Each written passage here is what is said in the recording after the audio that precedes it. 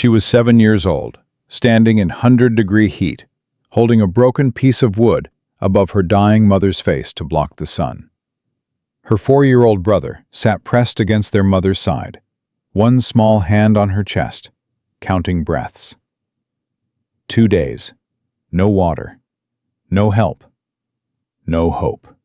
Until a man who had stopped believing in anything rode over that ridge and saw them. This is the story of what he chose to do next, and why that choice changed all of them forever. If this story moves you, please subscribe to our channel, hit that notification bell, and drop a comment telling us what city you're watching from. I want to see how far this story travels. Now let's begin. Montana Territory, August 1879. Caleb Harmon heard the sound before he saw anything. Not a scream, worse than a scream. It was a voice, small, high, cracked dry as old leather, saying one word over and over into the empty air of the Montana plains. "Breathe, breathe, breathe." He pulled Buck to a hard stop at the top of the ridge and looked down. 2 children, a woman on the ground between them, and nothing else for 20 miles in every direction. He was off his horse before he made the conscious decision to move. 15 years of marshalling had burned that reflex into his bones. You see trouble, you ride toward it. You don't think, you go. The girl heard his boots hit the dirt and spun around so fast she nearly fell. She was maybe 7, red-haired, sun-scorched, and she had a piece of broken wagon board raised above her head like a club. "Don't!" Her voice was a ruin. "Don't you come one step closer." Caleb raised both hands, kept them where she could see them. "I'm not here to hurt anyone, miss." "That's what the last one said." He went still. The boy hadn't moved. He sat pressed against the woman's side. Couldn't have been more than 4 years old. Yellow hair, face blank as a washed slate. One hand rested flat on the woman's chest, just sitting there, feeling her breathe. Not crying. Past crying. "How long have you been out here?" Caleb asked. The girl didn't lower the board. "Since they left?" "Who left?" "The men." Her jaw tightened. "The ones who shot Papa." Caleb looked at the woman on the ground. The bandaging around her midsection was done with torn strips of dress. Careful, tight, the work of small hands trying their level best. The fabric had soaked through dark hours ago. "What's your name?" he asked quietly. "Why do you want to know?" "Because I'd like to talk to you like a person, and I can't do that without a name." A long beat. She was measuring him. He let her. "Lily," she said finally. "Lily Mae Ashford." She tilted her chin toward the boy. "That's Tommy. He don't talk anymore. Not since yesterday morning." Caleb looked at Tommy again. The boy's eyes were open and fixed on his mother's face. His lips were moving, just barely. The same thing his sister had been saying. "Breathe, breathe, breathe." "Your mama," Caleb said carefully. "She needs more help than I can give her out here. I've got a ranch about 7 miles north. Clean water, 4 walls, medicine." He paused. "But I need you to let me get her there." Lily's arm didn't waver. "I don't know you." "No, you don't. You could be like them." "I could be." He met her eyes straight on. "But if I was, I wouldn't be standing here talking to you. I'd have already done what I came to do." The board lowered. Just an inch, but an inch was something. "She can't ride," Lily said. "She couldn't even when she was awake. She tried to stand this morning and she fell down and she didn't get back up." "I'll carry her across my saddle. It won't be comfortable, but it'll get her there alive." And then what? Then I do everything I know how to do to keep her that way. Lily looked at him for a long time. Then she looked at Tommy. Tom? The boy finally lifted his eyes. They were brown, pale as creek water in winter, and so empty it put a cold fist in Caleb's chest. This man wants to help Mama, Lily said. What do you think? Tommy looked at Caleb, looked for a long time. Then he looked back down at his mother's chest, at his own hand rising and falling with her shallow breaths, and he gave one small nod. That nod, that 4-year-old boy's nod. Caleb carried it inside him for years. He knelt beside the woman. Up close, she was younger than he'd expected. No more than mid-30s, dark-haired, delicate-boned under the blood and dust. Pretty, even now. Even like this. Her breathing was the labored kind that said the body was still fighting, but running out of fight. Ma'am? He kept his voice low, even though she couldn't hear him. I'm going to move you now. I'm sorry for the pain. She didn't respond. He hadn't expected her to. Getting her across Buck's saddle was the hardest thing he'd done since he'd left marshalling. Dead weight always was. And there was something about the way Lily and Tommy watched him handle their mother. So careful, so watchful, ready to attack if he so much as moved wrong, that made his hands steadier than they'd been in years. Can you ride? He asked Lily when he had the woman secured. Papa was teaching me, her voice caught. Before. Good enough. You'll ride up behind me. Tommy goes in front. Tommy don't like strangers. I know. Caleb looked at the boy, who hadn't moved from the ground, still sitting where his mother had been. Hey, Tom. Nothing. I know you're scared, Caleb said. I know you don't want to go. But your mama needs you to be brave just a little bit longer. You reckon you can do that? A pause. Then that small nod again. Caleb lifted him. The boy was light as a bundle of straw and stiff as a board at first.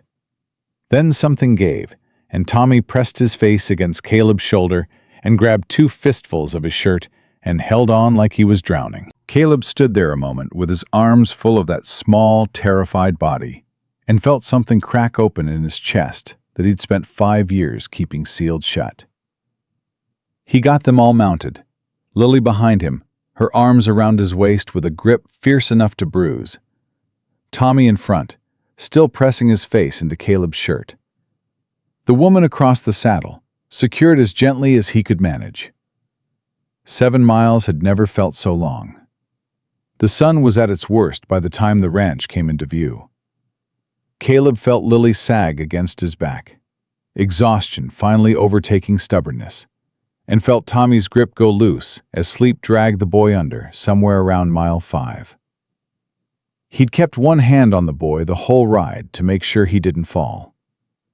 Inside the house, he laid the woman on his bed. Same bed he hadn't slept in for 3 years, since the night that had ended his career and his belief in his own judgment in one clean stroke. He hadn't been able to make himself sleep in it since. He put that thought away. No room for it now. Get water from the well, he told Lily.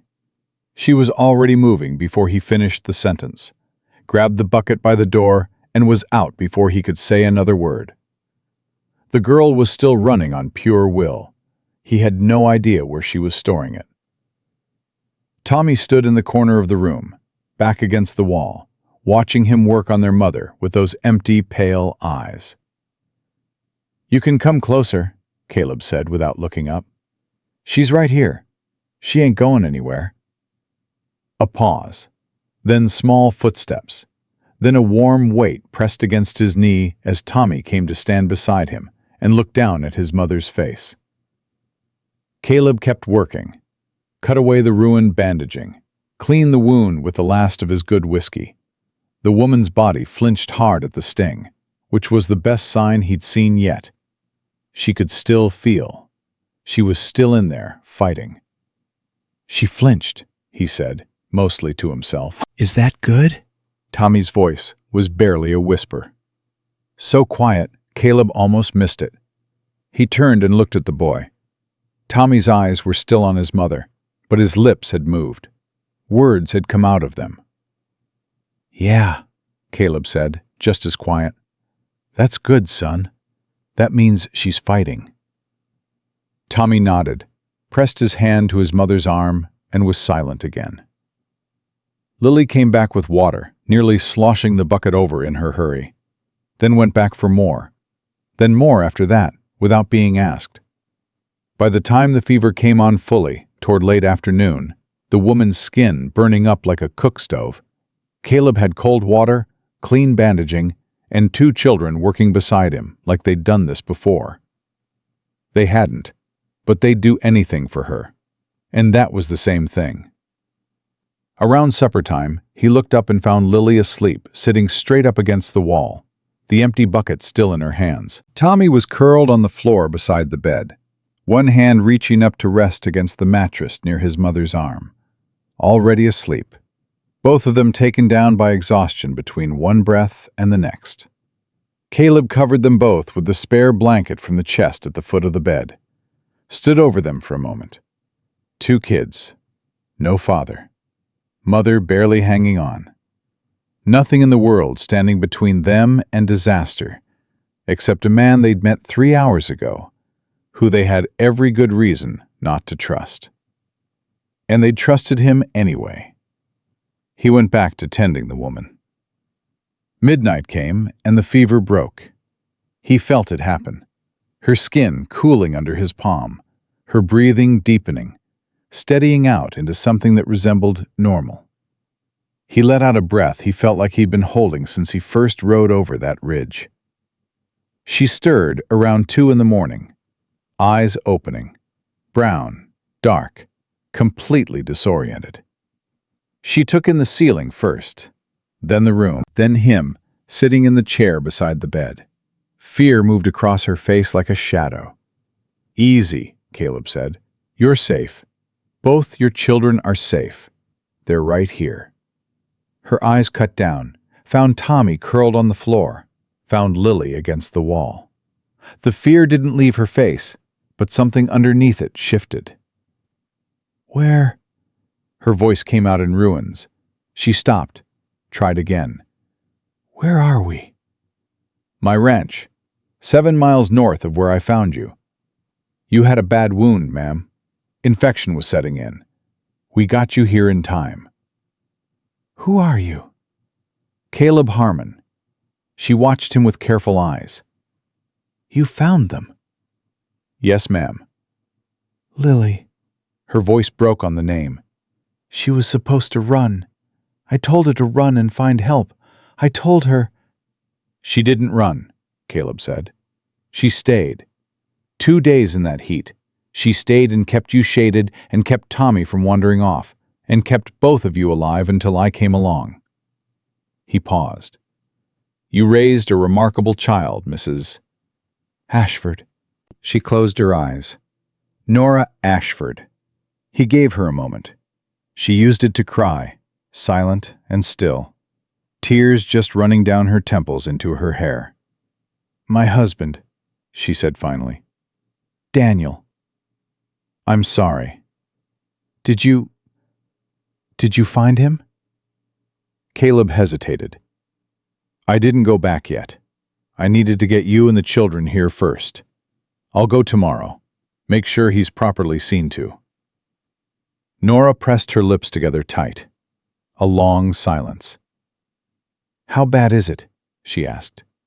"Tell me honestly." "The wound was bad. You lost a lot of blood. The infection took hold fast." He kept his voice level, factual. In his experience, people who'd survived something like this didn't want to be coddled. They wanted to know where they stood. "But the fever's broken. That's the first hurdle and the worst one. If you rest and eat when you can manage it, you've got a real chance." "I can't stay here," she said immediately. Mrs. Ashford, I can't impose on a stranger. You're not imposing. You're alive, which is the only thing that matters right now. He leaned forward, elbows on his knees. You try to move in the next 3 days, and that wound opens up again, and we're right back where we started. Except this time, there's 2 children watching. You want that? She didn't answer, but she didn't argue either. Sleep, he said. We'll figure the rest of it out in the morning. She was out within minutes. He sat in the chair until the sky started going gray outside the window, listening to the sound of 3 people breathing in his house. 3 people breathing. He had not heard that sound in 5 years. It was the most dangerous sound in the world, because somewhere between Lily raising that board to defend her mother, and Tommy nodding his permission, and Nora Ashford telling him she couldn't impose on a stranger, Caleb Harmon had started to feel something he had sworn he would never feel again. Responsible. That was the word for it. That particular weight in the chest, that particular sharpening of attention, that particular way the world gets a little more real and a little more fragile all at once, when you know that whether something precious survives or perishes depends in part on what you do next. He'd felt it as a marshal. He'd felt it wrong once. One choice, one moment, one man he'd trusted when he shouldn't have. And a family had paid the price. An innocent man dead. A wife widowed. Children left without their father. He'd ridden away from that life, and from himself, and from everything that had felt like purpose. He'd found this piece of land in the Montana Territory, and he'd built himself a quiet, sealed-off life, where the only thing he was responsible for was the horses. And the horses couldn't look at him with disappointed eyes. He'd been so damn careful. And now there were 2 children asleep on his floor, and a woman breathing in his bed, and the whole careful nothing he'd built for himself felt like it was already cracking apart at the edges. He could see it happening, could feel the slow, unstoppable spread of it. The smart thing would be to get them healthy and get them moving. Help them get to the nearest town. Find someone who could send word east to whatever family they had. Put them on a stage, shake their hands, and go back to his quiet. The smart thing. He was still thinking about the smart thing when Tommy made a sound in his sleep. A small, desperate sound. The sound of a child reaching for something. And Caleb was across the room and crouching beside him before he'd made the decision to move. The boy's hand was reaching out toward the bed, toward his mother. Caleb carefully lifted the small hand and placed it on the edge of the mattress, close enough that Tommy could feel the warmth from his mother's arm. The boy stilled immediately, his face smoothed out. He slept. Caleb stayed crouched there for a long moment, the boy's hand under his, the woman breathing steadily above them both. He thought about the smart thing. Then he stopped thinking about it. There was a hard knock at the door just after dawn. Sharp, impatient. The knock of a man used to being answered quickly. Caleb was on his feet with his hand on his pistol before the second knock landed. He opened the door to find Harlan Voss standing on his porch. Caleb knew the name. Everyone in the territory knew the name.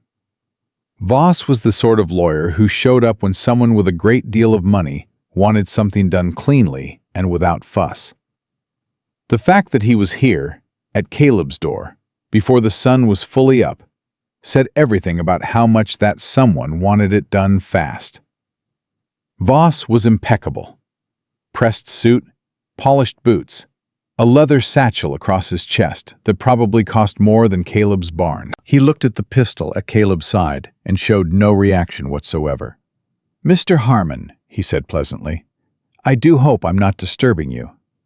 "You are," Caleb said. "State your business." "I'm looking for a woman and 2 children, Nora Ashford, née Bradford, and her daughter Lily and son Thomas.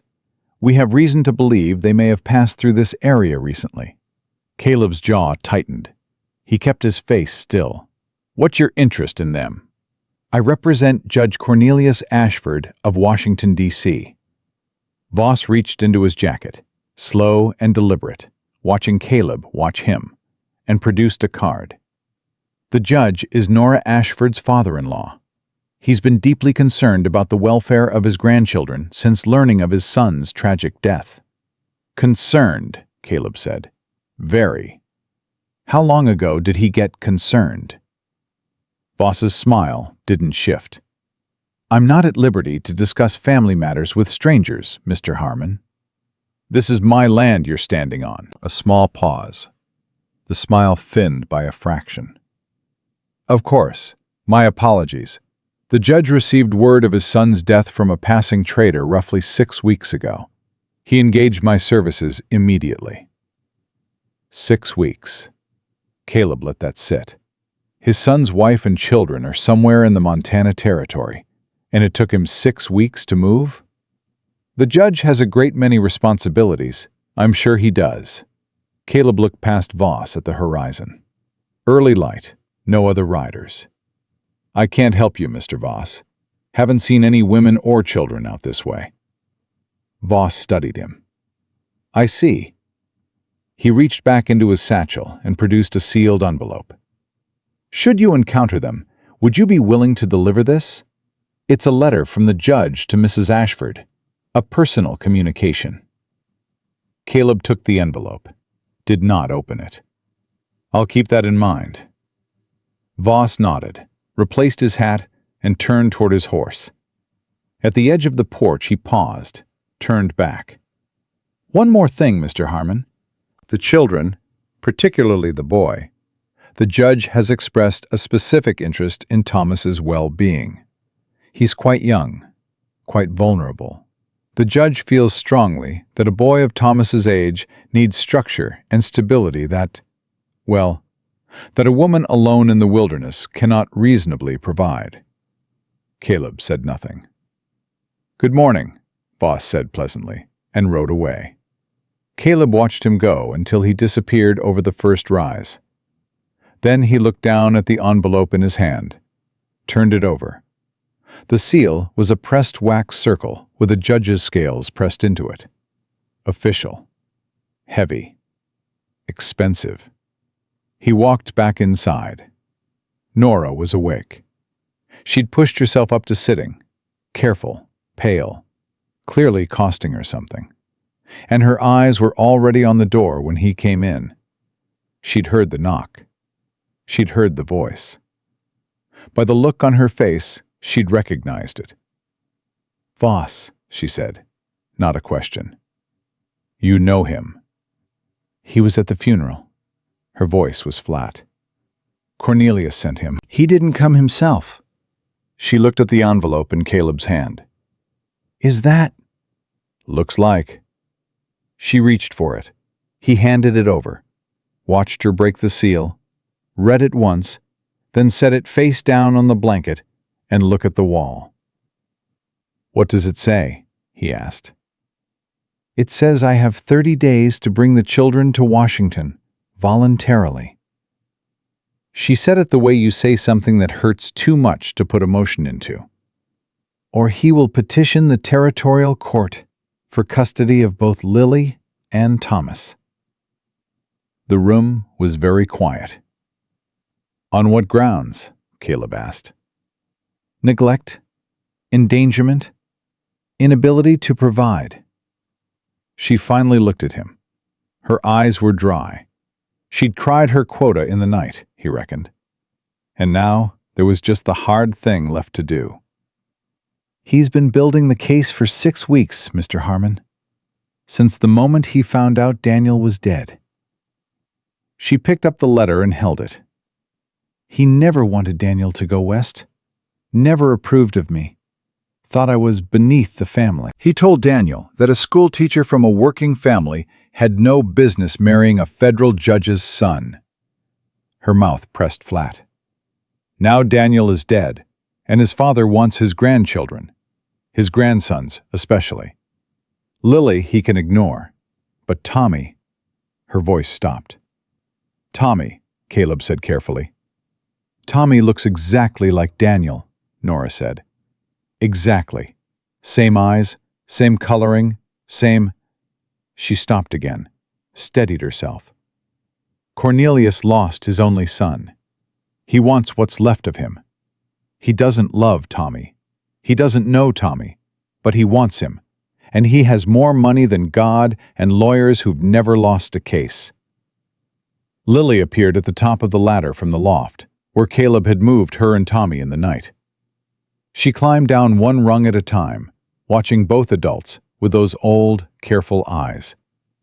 "Was that the man from Washington?" she asked. "You heard," Nora said. "I always listen. Papa said listening was smarter than talking most times." She came the rest of the way down, stood in the middle of the room with her arms crossed over her chest, 7 years old and immovable as a fence post. "Is he going to try to take us?" Nora opened her mouth. "Yes," Lily said, answering herself. "He is." She turned and looked at Caleb, with that measuring look he was already learning to brace for. "Are you going to help us?" "The smart thing. Get them healthy. Get them moving. Get them gone." "Your mama needs rest," Caleb said. "We'll talk about everything else after she's had another day to recover." Lily stared at him. "That ain't an answer." "No," he said. "It ain't." She held his gaze for another long beat. Then she walked past him, picked up the water bucket, and headed for the well without another word. Independent, furious, scared underneath both. Caleb stood in the middle of his kitchen and listened to the sound of his life rearranging itself around 3 people he hadn't known existed 48 hours ago. 30 days. He looked at Nora, who was looking out the window at her daughter hauling water across the yard. Her face was full of something that had no good name. The face of a mother calculating odds and not liking any of them. "Mrs. Ashford," he said. She looked at him. "I reckon you ought to know," he said carefully. "I was a U.S. Marshal for 15 years, and I know what a man with money and lawyers looks like when he wants something." He paused. "And I know what it looks like when the law is being used as a weapon instead of a shield." She watched him. "I also know," he said, "that 30 days ain't much time." She looked at him for a long time. Outside, Lily's footsteps came back across the yard. Inside, from the loft, came the soft sound of Tommy stirring awake, and then, small, barely there, the voice of a boy remembering how to use it. One word drifting down. "Mama?" Nora Ashford closed her eyes. When she opened them, something had hardened in them, the bone-deep hardness of a woman who has run out of the luxury of fear. "Tell me what you're thinking," she said. And Caleb Harmon, who had spent 5 years making sure he was responsible for nothing and no one, pulled a chair up to the bedside and began to talk. Caleb told her about Solomon Reed first. He'd heard the name 3 years back, when he was still riding marshal routes through Billings. A black lawyer who'd taken on a land grab case against a cattle baron with 4 times the money and twice the connections. And won. People talked about it the way they talked about unlikely things that turned out to be true. Half disbelief, half something that felt close to hope.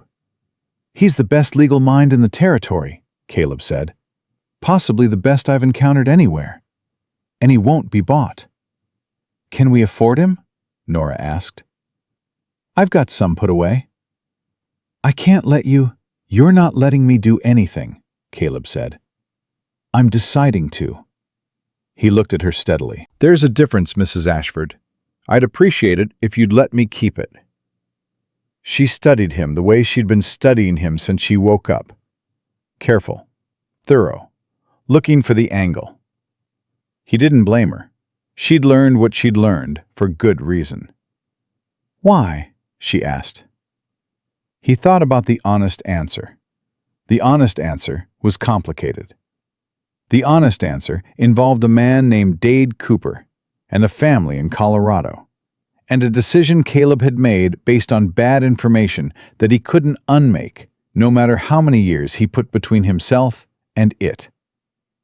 The honest answer involved the fact that he'd looked at two children sitting beside their dying mother on the open plains and seen, with a clarity that hit him like cold water, exactly what it looked like when the people who were supposed to protect you failed you completely. He'd been one of those people once, on the other side of it. "Call it settling a debt," he said. "To people who ain't here to collect it." Nora looked at him a long time. Then she nodded once, and didn't ask him to explain further. And he was more grateful for that than he knew how to say. The first week passed the way hard weeks do, slowly while you're in them, and all at once when you look back. Nora's fever returned twice more, each time less severe. Caleb treated it the same way both times. Cold compresses, willow bark tea, clean bandaging changed morning and night.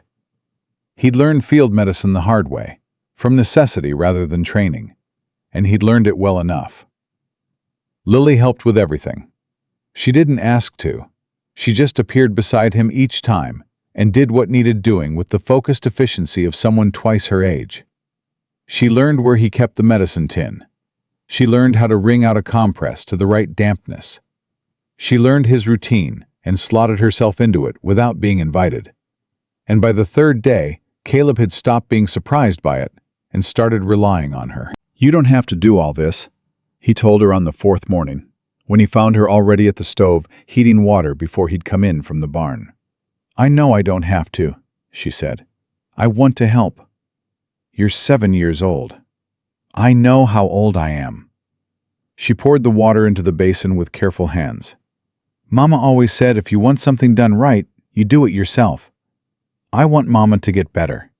So," she shrugged, as if the logic was unassailable, which it was. Tommy was a different matter. The boy ate when food was put in front of him. He slept. He followed Lily the way he must have always followed her, 2 steps behind, close enough to touch. But he spoke rarely, and when he did, it was in that barely there whisper, and only to Nora or Lily. He watched Caleb from across every room with those pale brown eyes that didn't miss a thing. Caleb didn't push it. He'd seen this before, not in children, but in men who'd come through something bad enough to knock the language out of them for a while. Pushing never helped. Presence did. So he made sure the boy knew where he was at all times, kept his movements slow and deliberate when Tommy was in the room, talked to Lily in a normal voice when Tommy was listening, so the boy could learn the sound of him before he had to decide what to do with it.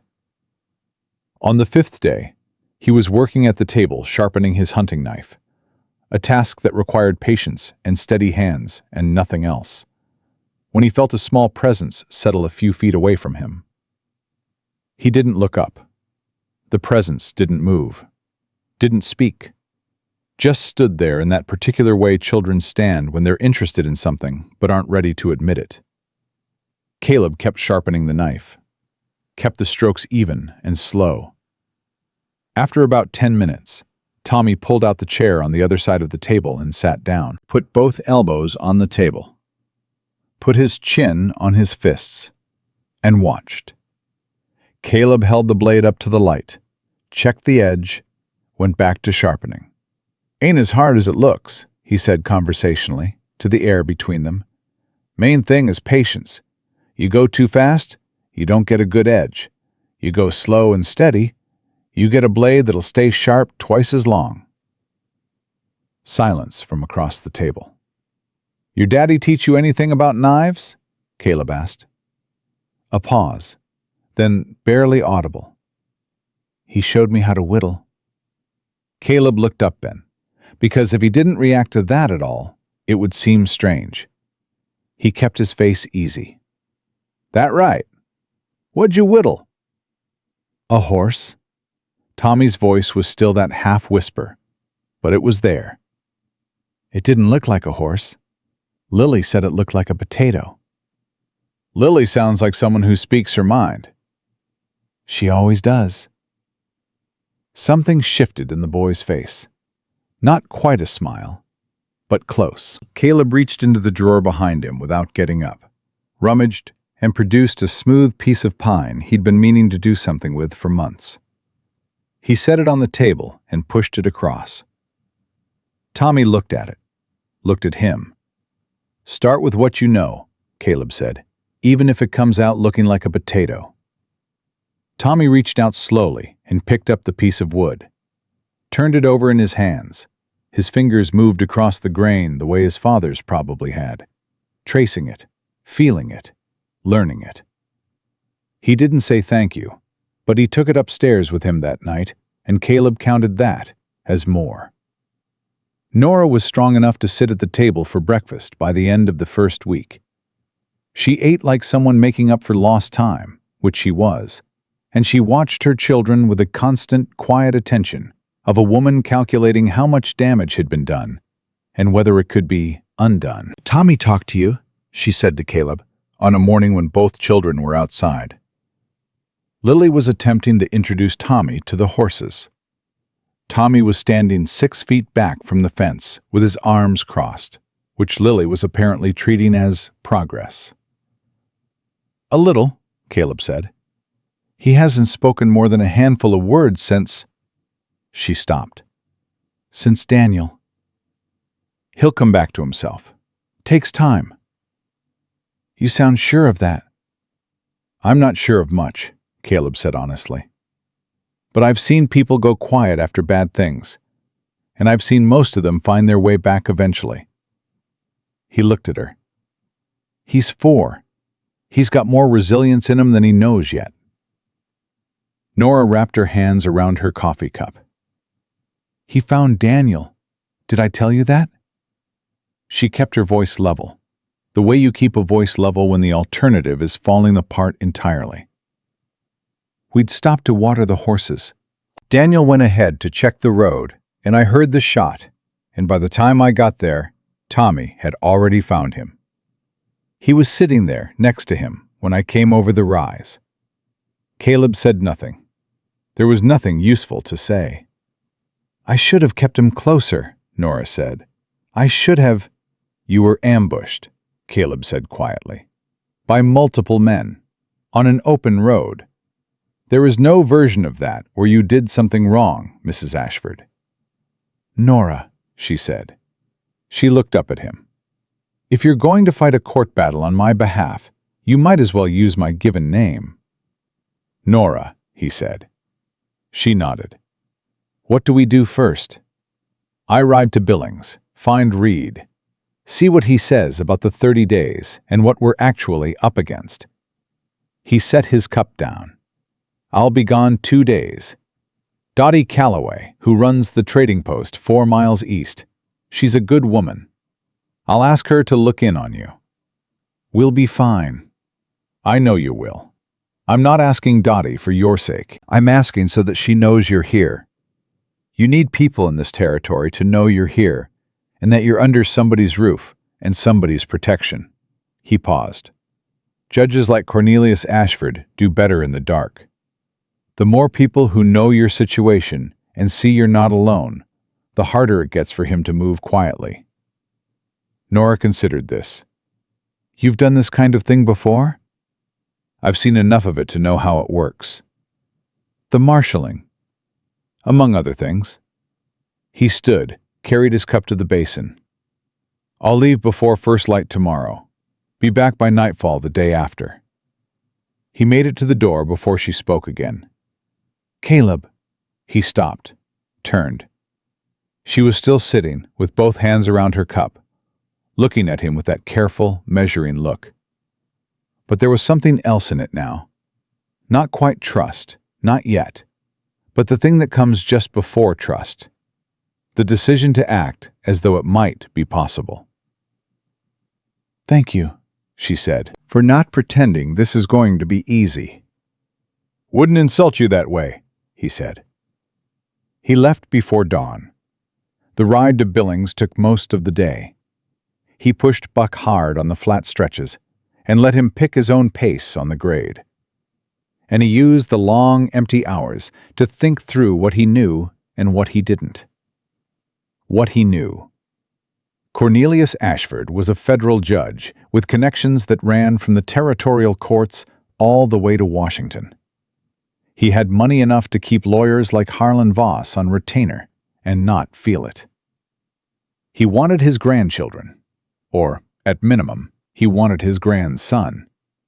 And he'd framed the whole thing as concern for their welfare, which was the kind of framing that played well in courts, because it made the person objecting look like they were arguing against children's welfare. What he didn't know: how strong the actual legal case was. Whether Nora's situation, widowed, wounded, no income, living in a stranger's house, gave Ashford the grounds he claimed, and whether there was anything in the judge's history that a sharp lawyer might be able to use. He found Solomon Reed's office on the same street he remembered, a narrow building wedged between a dry goods store and a livery, with a hand-painted sign above the door and a stack of law books visible through the window that looked like they'd been through a flood and come out on the other side. Reed was at his desk when Caleb came in, reading and making notes in the margin of something thick and official-looking. He looked up without surprise.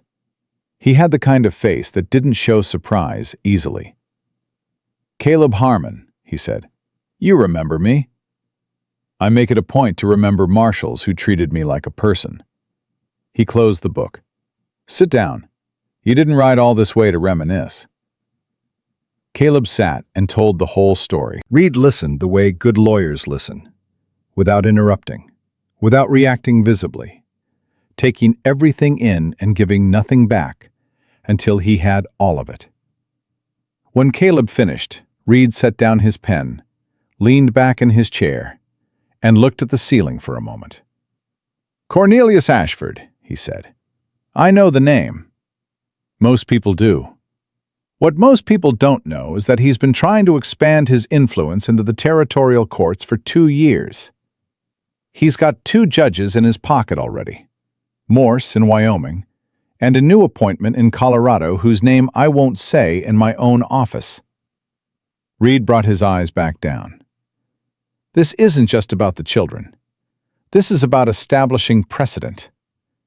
If he can walk into a territorial court and take custody of his grandchildren from a woman living in another man's house, he's demonstrated that his reach extends this far west.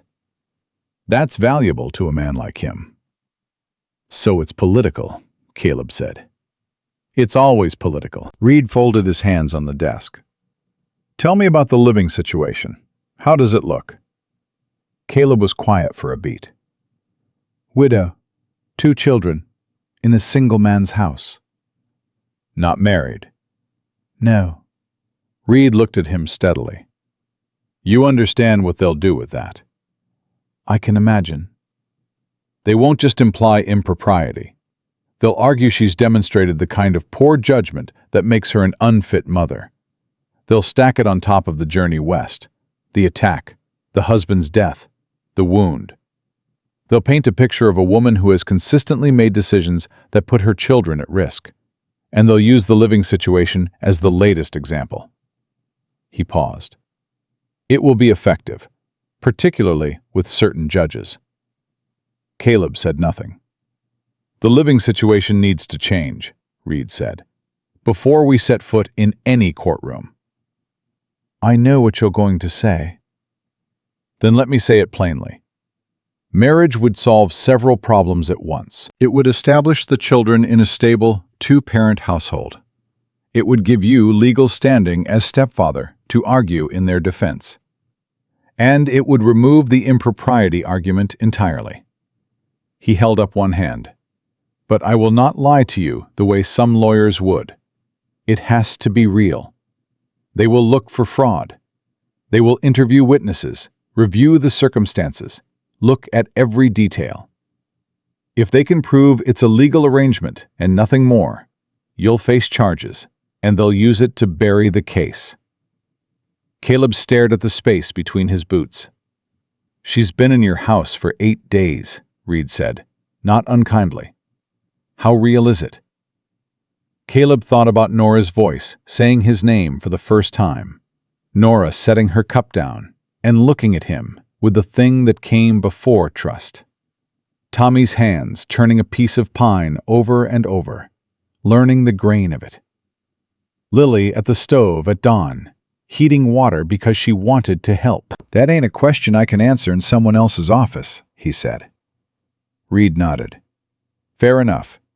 You bring me an answer to that question, I'll bring you a case." He picked up his pen again. "In the meantime, I'll start pulling everything I can find on Cornelius Ashford. A man doesn't build that kind of power without making enemies. Enemies talk. Enemies have documents." He glanced up. 22 days left. Don't waste them." Caleb rode back the next day with the sun behind him and a lot to carry. He was a mile from the ranch when he saw the smoke from the chimney, and closer, 2 figures in the yard. Lily was trying to teach Tommy something with a length of rope. Some kind of game that involved a great deal of instruction on her part, and a great deal of patient suffering on his. Tommy cut the rope on the 3rd try, and Lily threw her arms up like she'd won something. Caleb pulled Buck to a stop without meaning to, and just looked at it for a moment. Then he rode in. Nora was on the porch when he came through the gate. She'd done her hair, he noticed, properly, not just pulled back. She was still pale, still moving careful around that shoulder, but she was standing straight. She watched him dismount and read something in his face. "That bad?" she said. "Not bad. Complicated." He looped Buck's reins over the post. "We need to talk." "I figured." She looked at her children in the yard, then back at him. "Dottie Calloway came by yesterday." "Good." "She's a character." "That's one word." "She told me she'd known you 6 years and never once seen you smile until she saw you carry Tommy across the yard." Nora said it without any particular inflection, watching him. He kept his face still. "Dottie talks too much." "She also said that if there's a woman alive who can get Caleb Harmon to take an interest in something other than horses, half the county will show up just to see it." A pause. "I told her I wasn't sure what she was talking about." "That's the right answer." "Is it?" He met her eyes. She held his gaze without flinching, without any of the performance people sometimes put on when they were being looked at. Just steady and direct and real. "We need to talk about something Reed said," Caleb said carefully. "All right. It's not a simple thing." "Simple things don't require that much preamble," Nora said. "Just say it." He said it. The silence that followed was the particular kind that isn't empty. It's full of everything both people are thinking, and neither one is saying yet. In the yard, Lily's voice drifted over, instructing Tommy with cheerful authority. Tommy's answering murmur, a little stronger today, a little more present. The late afternoon light went long and gold across the grass. Nora looked at her hands, then at her children, then at him. "You do that," she said. Not a question, figuring it out. "I'm offering to, if you'll consider it." "You barely know me." "I know enough." He meant it, which surprised him a little. He meant it plainly and without ceremony, the way you mean things when you've stopped having the energy to dress them up. "I know you faced down armed men to shield your children. I know you told Voss to his face that you'd fight. I know that the first thing you did when that fever broke was look for your kids, not ask for help." He paused. "I know Tommy started whittling again. That matters to me." Nora's jaw worked. She pressed her lips together tight. "And I know," he said, quieter, "that I haven't thought about going back to my empty barn in 4 days, which is the longest I've gone without thinking about it in 3 years." She looked up at him. Her eyes were bright, not with tears, with something harder and more complicated than tears. "This would be a partnership," she said. "Not..." I can't promise you more than that. Not yet. Maybe not ever. Daniel. I know, he said. I mean it. I don't want you thinking. Nora. He said her name the way he'd started to say it. Straight. No softness to obscure the thing underneath. I'm not asking you to love me. I'm asking you to let me stand beside you. That's all. We'll build whatever we build from there. Or we won't. And either way, those children don't get taken from you. The silence again. Longer this time. In the yard, Tommy said something that made Lily laugh.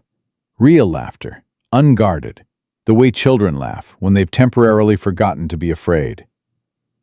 Nora heard it. He watched her hear it. Watched it do what it did to her face. That thing grief does when something true and good breaks through it. All right, she said. Just those two words, steady and clear. Caleb let out a breath he hadn't tracked himself holding. We'll need to do it soon. How soon? Soon as we can get to Reverend Calloway in town, he thought. Day after tomorrow, when you're strong enough to sit a horse.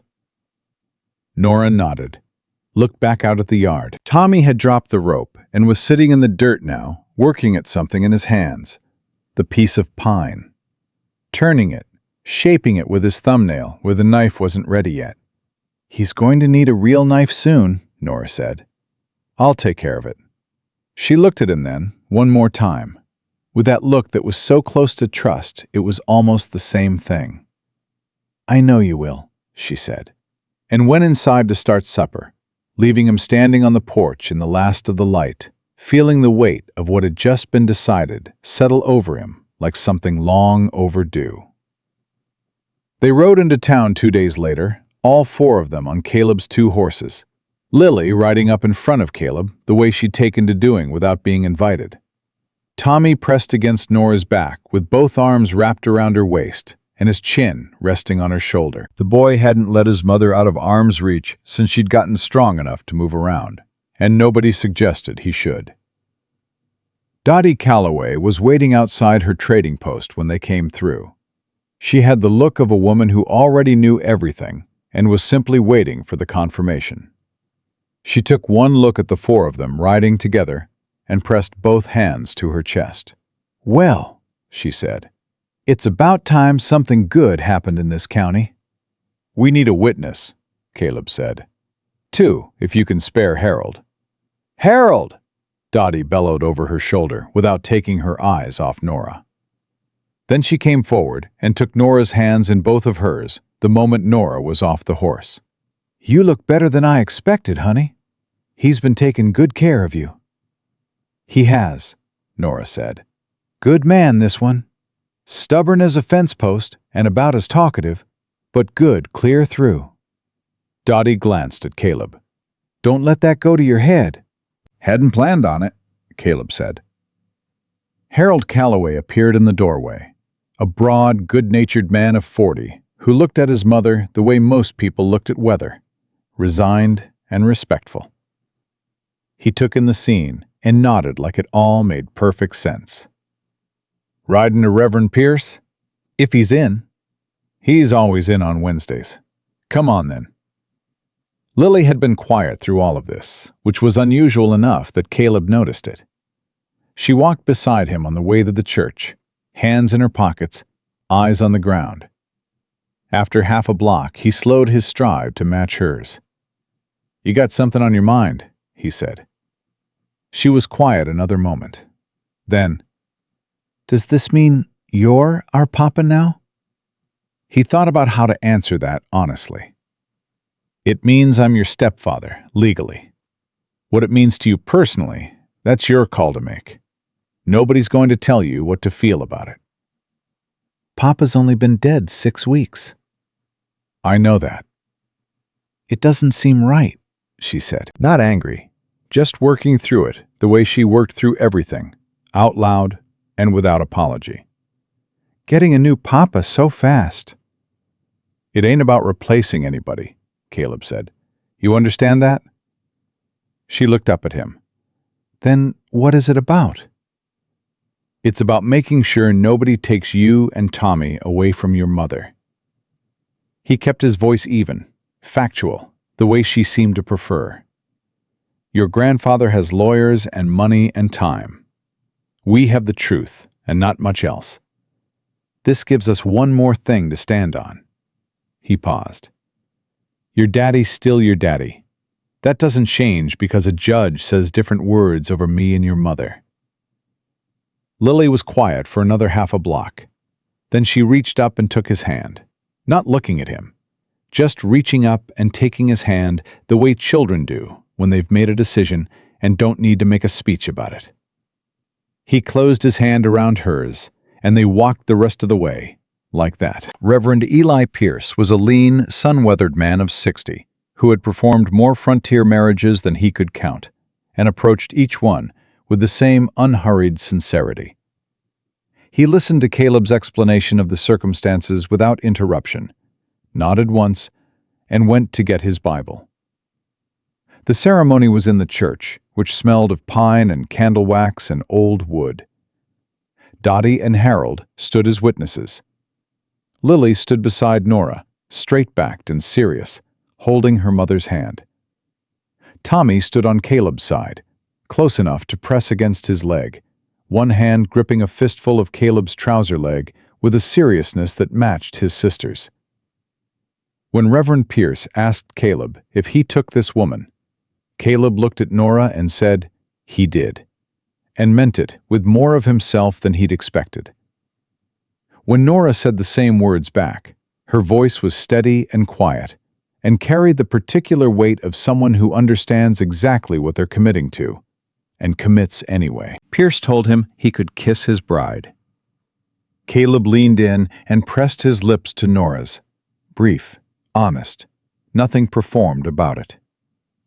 When he pulled back, she was looking at him with those dark eyes and something in them that hadn't been there before. He couldn't name it yet, but he recognized it as significant.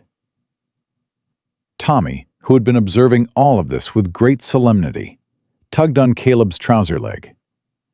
Caleb looked down. "Does this mean I have to call you Papa?" the boy whispered. "No," Caleb said.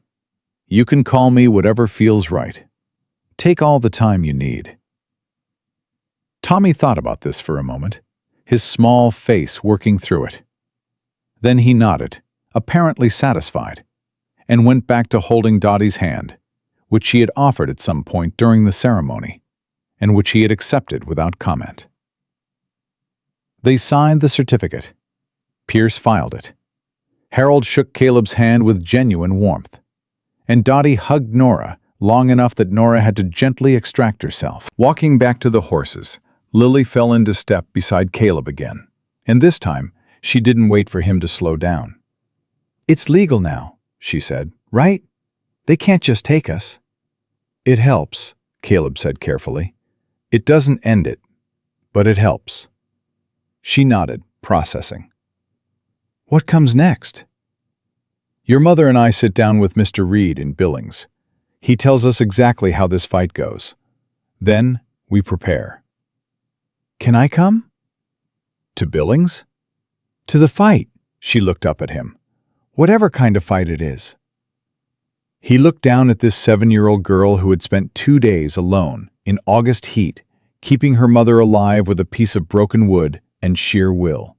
And he thought there was probably no honest argument for leaving her out of anything. "We'll see," he said, which was more than he'd have said a week ago. The ride home was quieter than the ride in, but it was the good kind of quiet, the kind that comes after something significant settles into place. Tommy fell asleep against Nora's back before they'd gone 2 miles. Nora kept one hand over his where his arms were wrapped around her, holding him even in sleep. It lasted 4 days before Harlan Voss moved. The first sign was Reverend Pierce coming to the ranch on a Thursday morning, looking 10 years older than his 60, hat in his hands, and something in his posture that Caleb recognized immediately as a man who had been forced into a corner. Caleb met him on the porch. Eli. Caleb. The Reverend couldn't quite meet his eyes. I'm sorry to come out like this. Come inside. I won't be long. He turned his hat over in his hands. The church trustees met yesterday. There were 3 men there I didn't recognize. Lawyers, I think, from their dress.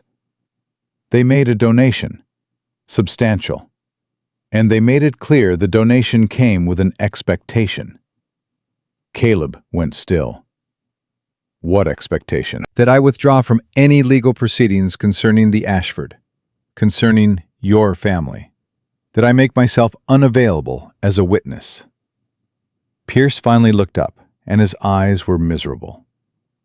They said if I testified, the donation would be recalled, and they would see to it that certain questions were raised about the church's finances.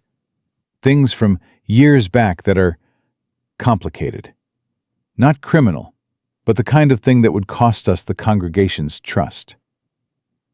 And without the congregation, we have nothing. Martha and I have been here 30 years. This church it's everything we built. He swallowed. I hate this, Caleb. I want you to know that. I hate every word I'm saying. Caleb looked at him for a long moment. He felt the anger, clean and cold, moving through him. He put it away for later. I understand, he said. You do what you have to do, Eli. I'm sorry. Don't be sorry. Just remember what you saw when you were standing in that church. Whatever happens in that courtroom, you remember it. Pierce nodded, put his hat back on, rode away without looking back. Nora was in the doorway behind Caleb. He didn't have to turn around to know it. He'd learned the particular sound of her presence, the way the air in a room changed when she came into it. He got to the Reverend, she said. Yes. He'll go after the others. Yes. She didn't say anything for a moment. Then, how many witnesses do we have? He thought through it. Reed had compiled a list. Pierce, Dottie Calloway, Harold, Dr. Ambrose in town, who had examined Nora's wound, the school teacher in Billings who'd been tutoring Lily twice a week since they'd gotten her enrolled. 5 names. A manageable number against what Ashford was bringing, but enough to stand on if they all held. 5, he said. Had 5. 4 now. Dottie won't be moved, he said with certainty. He'd known Dottie Calloway 6 years. You could no more pressure that woman than you could pressure granite. Harold either, where his mother leads.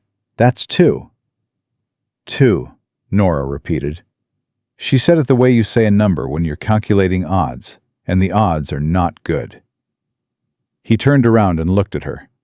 She was standing with her arms crossed, not in defensiveness, but in the way she held herself when she was thinking hard, holding herself together so the thinking could happen clearly. Reed's good, Caleb said. 2 witnesses who can't be bought is worth more in that courtroom than 10 who might break under pressure. And I'm going to Billings tomorrow to tell him what happened. There's something else we can do. What? Go after Ashford directly. Reed said a man doesn't build that kind of power without making enemies. Enemies talk. He held her gaze. We stop playing defense and start looking for what Cornelius Ashford doesn't want found. Something shifted in Nora's expression. Not hope exactly. She was too careful for hope yet. But the particular alertness of a woman who has been in a corner and suddenly sees a direction she hadn't considered. There's something, she said slowly. He waited. When Daniel and his father argued, the last time, before we left Philadelphia, Cornelius said something. I didn't understand it then. I thought it was just the anger talking. She uncrossed her arms. He said that Daniel had no right to take his inheritance west, because it wasn't Daniel's to take. He said the Ashford money had obligations that Daniel was too naive to understand. What kind of obligations? I don't know. Daniel didn't know either. Or if he did, he never told me. She looked at him steadily. But a federal judge in Washington, with money that has obligations he doesn't want discussed? That sounds like exactly the kind of thing Reed is looking for. It does, Caleb said. He rode to Billings the next morning before dawn and was back by nightfall. And the news Reed sent back with him was the good kind for once. The lawyer had already pulled public records on the Ashford estate and found 2 irregularities in land transactions from 5 years back. Nothing proven, nothing clean enough to prosecute, but the kind of irregularities that became very interesting in a courtroom when the person being questioned was trying to present himself as a guardian of moral and financial responsibility. More importantly, Reed had found a name. A man in Cheyenne named Willis Grant, who had done business with Cornelius Ashford 8 years ago and come out of it badly enough to have kept detailed records of every transaction. Willis Grant, Reed wrote in his careful hand at the bottom of the letter, is willing to talk. For the right reason. Not money. He's got enough of that. He wants what Ashford took from him. He wants the record corrected. Caleb read the letter twice at the kitchen table. Nora read it once and set it down. It's not enough to win, she said. Not on its own. But it changes the shape of the fight. He folded the letter. Right now they walk into that courtroom looking like concerned family bringing order to chaos. This puts a question mark over Cornelius Ashford that his lawyers will have to spend energy answering instead of attacking you. And the witnesses we've lost? He looked at her directly. Dottie and Harold are still standing. Reed will be there. I'll be on that stand. He paused, then said the thing he'd been thinking since Pierce rode away. And I want you to consider putting Lily on the stand. Nora's face went still. She's 7. She's 7, and she's the most credible person in this whole situation. She was there. She saw what happened on that road. She knows exactly what her life is with you and exactly what it was without a stranger to help her. No lawyer coached her. No money touched her. He kept his voice steady. Judges are people. They look at a 7-year-old girl who kept her mother alive in August heat for 2 days, and they don't see neglect. They see a child who loves her mother and trusts her. If they go after her on that stand, Reed will protect her. And honestly, he said, Lily doesn't need much protecting. Nora looked at the wall for a moment, working through it the way she worked through hard things, not avoiding them, just making sure she understood every dimension before she moved. I'll ask her, she said finally. It's her choice. He nodded. Lily, when asked, didn't hesitate. I want to talk, she said. I have things to say. Tommy, who was sitting at the table, whittling with the small knife Caleb had given him 2 days ago, looked up at his sister, then at Caleb, then at his mother, then back down at the wood in his hands. Me too, he said. The room went quiet. It was the clearest, most complete sentence Tommy had spoken since his father died.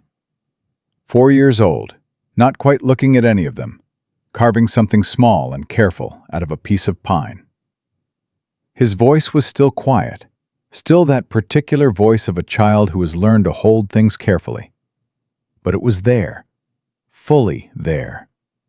Tom, Nora said softly. He looked up at her.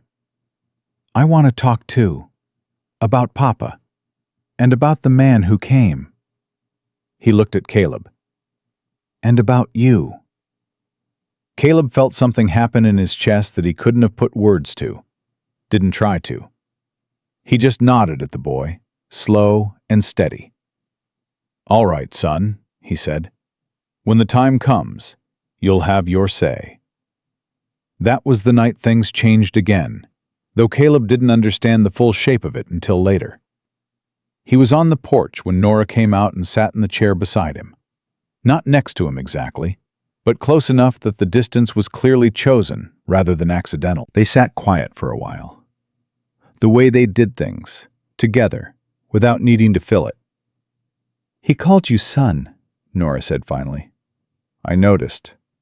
"He didn't correct him." "No," Caleb said. "I didn't." She looked at him in the dark, and he could feel the look even without seeing it clearly. "Is this real?" she asked, not accusatory, genuine. The way she asked the questions that mattered, straight and without armor. "I need to know that it's real. Not for the court. For me." He was quiet for a moment, not because he didn't know, because he wanted to get it right. "I don't know how to be anything other than what I am," he said. "I'm not a man who says things he doesn't mean. I stopped doing that the same time I stopped believing easy answers were real ones." He turned and looked at her. "What I feel when I'm in that house with you and those kids, I can't tell you it's simple. I can't tell you I know what it becomes, but I can tell you it's the most real thing that's happened to me in 5 years. And that's not nothing. That's damn near everything."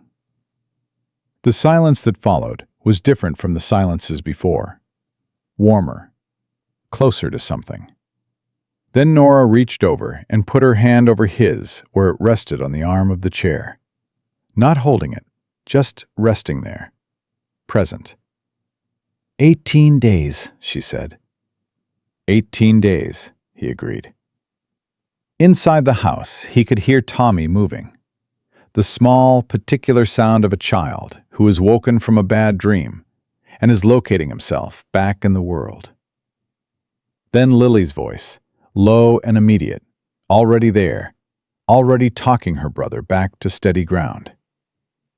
He listened to them and felt that weight in his chest, that dangerous, responsible weight, settle into something that felt less like a burden and more like a foundation.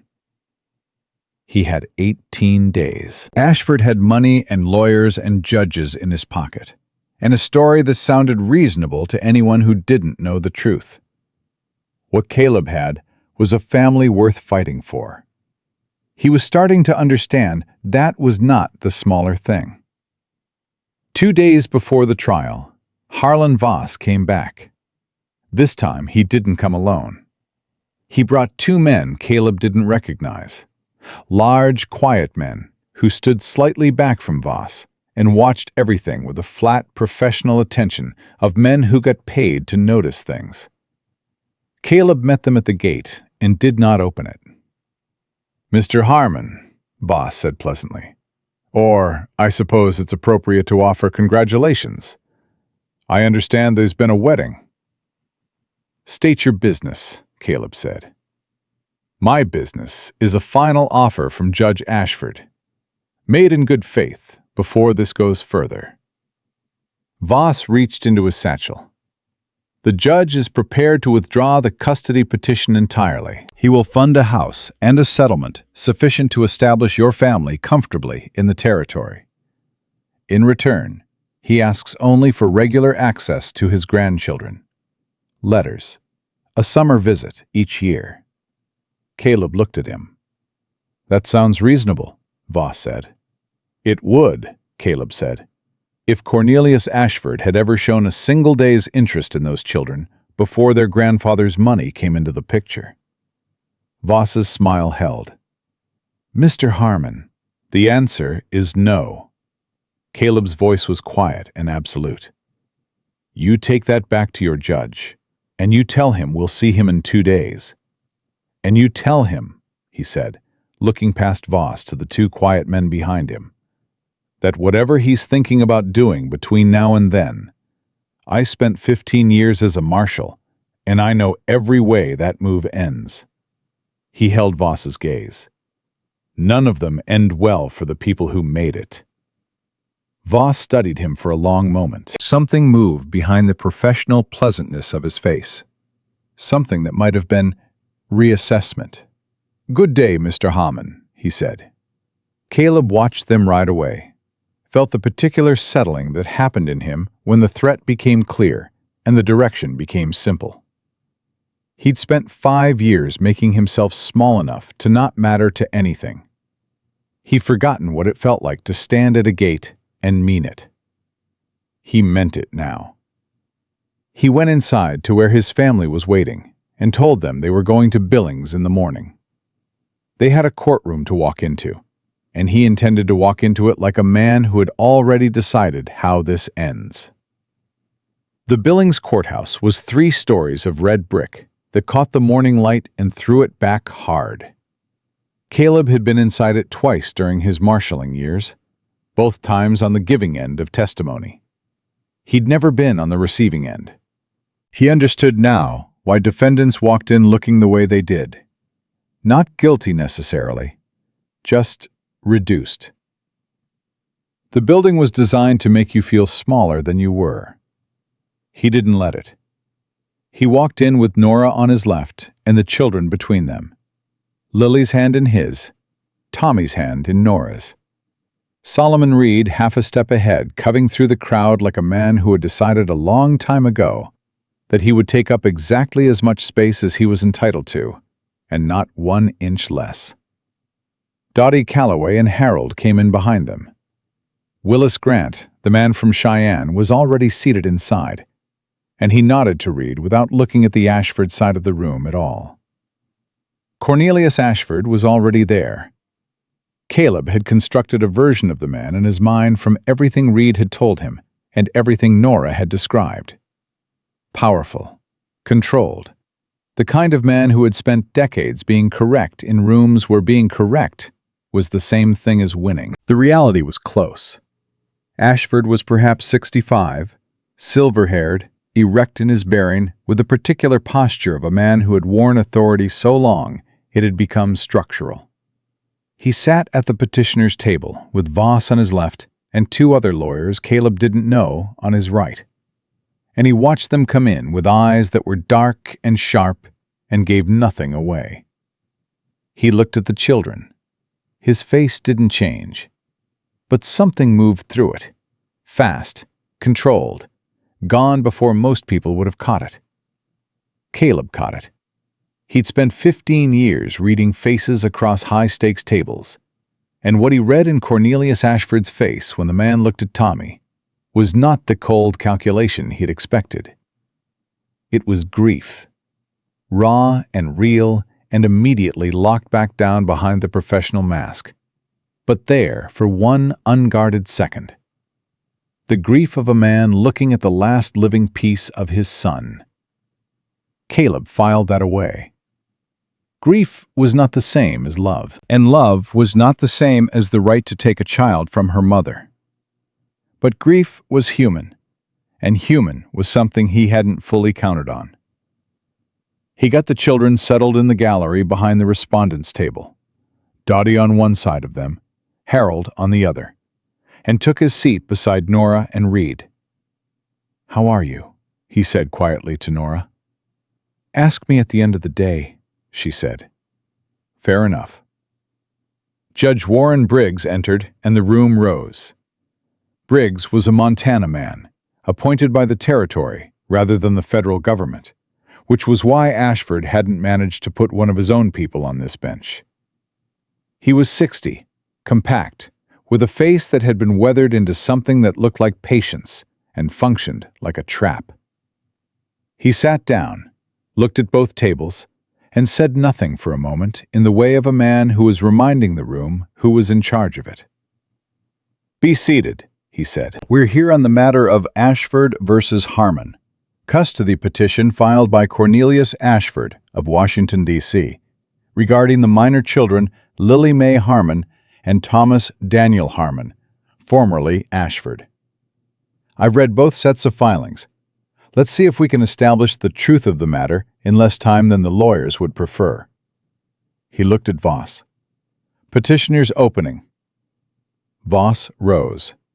He was as polished as he'd been on Caleb's porch, as smooth and reasonable as a man who had made his career out of making bad arguments sound like good ones. He laid the case out in that unhurried, almost sympathetic voice, a grandmother's concern reframed as a grandfather's, The circumstances of Nora's situation made to sound like a series of poor decisions, rather than the consequence of violence and loss. The marriage presented as a transparent legal maneuver by a desperate woman and an opportunistic stranger. He was good. Caleb had known he would be. He kept his face neutral and watched the judge, not Voss, and saw Briggs making occasional notes without visible reaction. Reed's opening was shorter and hit harder. He didn't try to match Voss's polish. He was direct and factual. And when he got to the part about Cornelius Ashford's 6-week delay in searching for his grandchildren, and then set that against the timeline of when the estate was filed, he let the silence after it do the work. You didn't have to say the word opportunistic when the numbers said it for you. Voss called Ashford to the stand first. The judge took the oath with practiced ease and answered Voss's questions with the measured confidence of a man who had given testimony and presided over it enough to know exactly how it worked. He was composed, appropriately sorrowful about his son, genuinely convincing when he described his concern for the children's welfare. Then Reed stood for cross. "Judge Ashford," Reed said, "when did you last see your son Daniel before his death?" A pause. 4 years ago. 4 years. And in those 4 years, did you write to him? The circumstances of our separation were, did you write to him, Your Honor? Yes or no? Ashford's jaw tightened. No. Did you write to your grandchildren, send gifts, acknowledge birthdays? No. Did you know your grandson Thomas before today? The silence was longer this time. No. Did you know your granddaughter Lily? No. But you know, Reed said, moving to the table and picking up a document, that your son's estate was filed 6 weeks ago and contains a trust of $250,000 to be administered by the children's legal guardian. He looked up. You know that. I am aware of the estate, yes. And within 1 week of that filing, you engaged Mr. Voss. I was concerned about my grandchildren's welfare. Within 1 week of learning about $250,000, Reed said. Yes or no, Your Honor? 1 week. Ashford looked at him with the eyes of a man who had underestimated the lawyer across from him, and was revising that estimate in real time. Yes, he said. Reed nodded and sat down. Willis Grant took the stand next and testified quietly and without drama about a land transaction 8 years prior, in which Cornelius Ashford had used his judicial position to steer a federal land grant away from Grant's legitimate claim and toward an associate of Ashford's who had compensated the judge through a series of transactions that went through 3 different accounts. Grant had documentation. He'd kept it for 8 years, waiting, he said, for the right moment and the right reason. Ashford's lawyers objected constantly. Briggs overruled them consistently, with the patient authority of a man who had heard every legal objection there was and found most of them tiresome. When they broke for midday, Reed leaned toward Caleb and spoke low. Grant was better than I hoped. Briggs is paying attention. We're not winning yet, but we're making this a real fight. What do we need? Caleb said. Reed looked at Nora. Her, and then the girl. The afternoon session opened with Nora on the stand. Voss took her through the journey west, the decision to leave Philadelphia, the road attack, Daniel's death, the wound, Caleb's arrival. He asked his questions in that reasonable, almost kind voice that made each answer sound like a confession of poor judgment. He was leading her somewhere, and she knew it, and Caleb could see her tracking it, staying careful, giving him only what he asked for and nothing extra. Then Voss asked about the living situation before the marriage. Mrs. Harmon, in the days following the attack, you were living in Mr. Harmon's house without being married to him. Is that correct? I was recovering from a serious wound in the only shelter available, Nora said. Yes. And your children were present? My children were with me, yes, where they should be.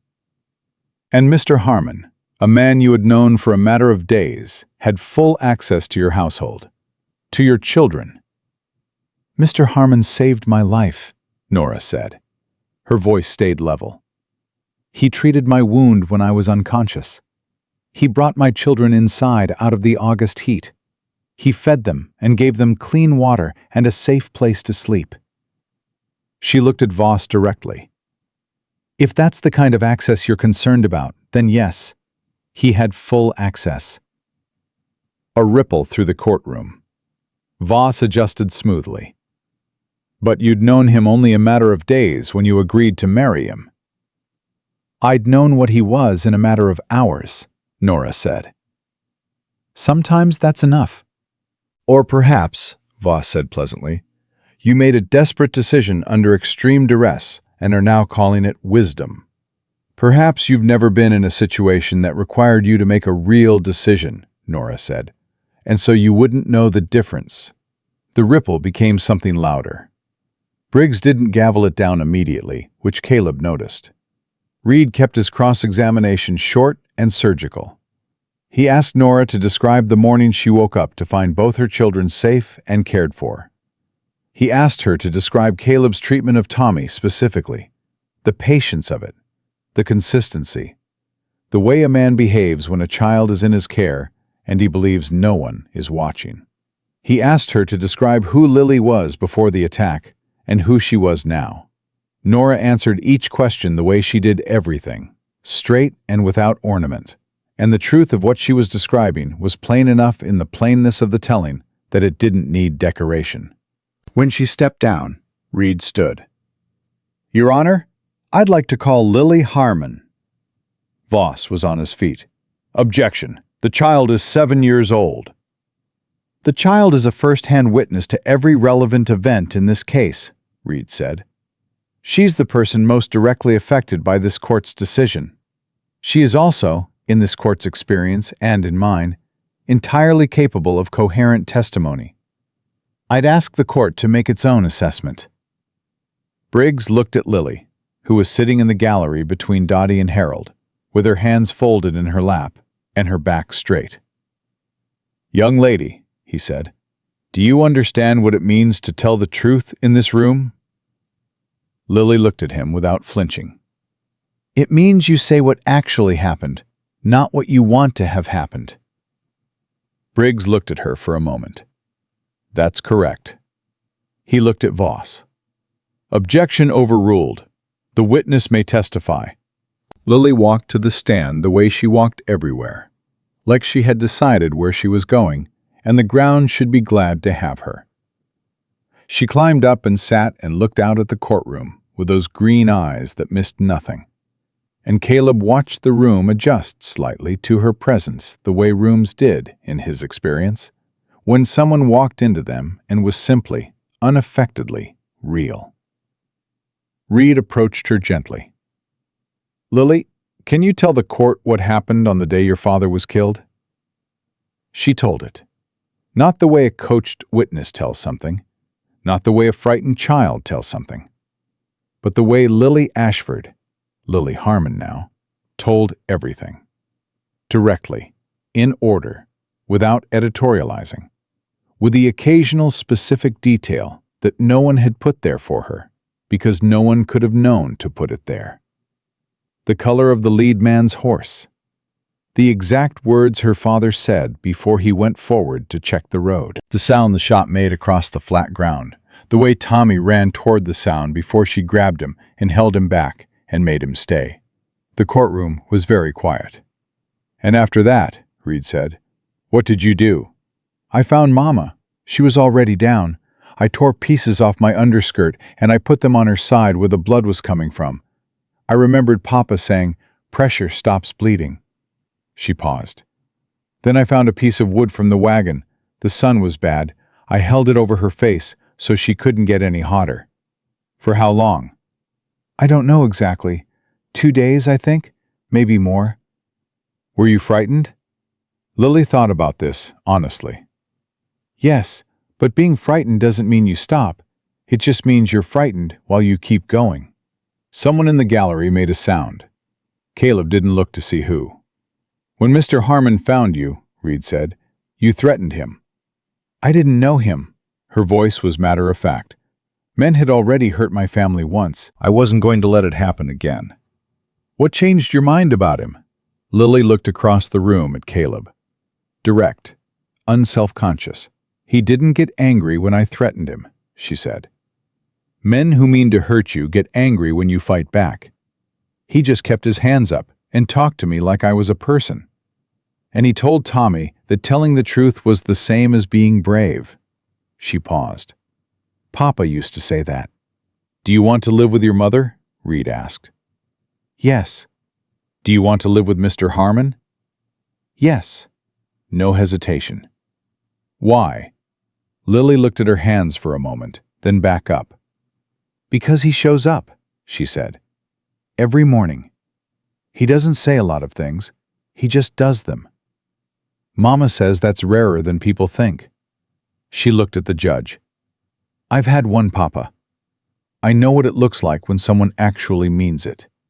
Voss rose for cross. Caleb watched him approach Lily and watched him recalibrate in real time.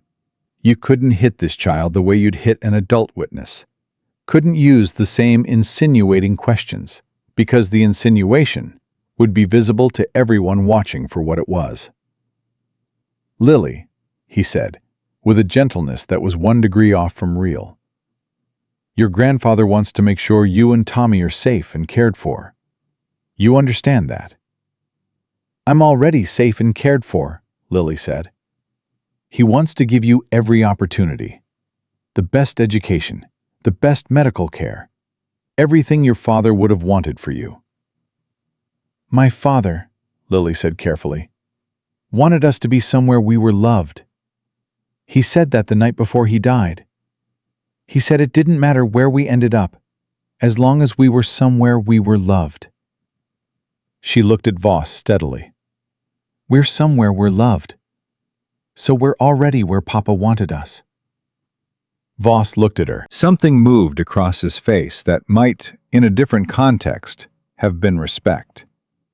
He glanced at Ashford at the petitioner's table, then back at Lily. "No further questions," he said. Then Tommy walked to the stand.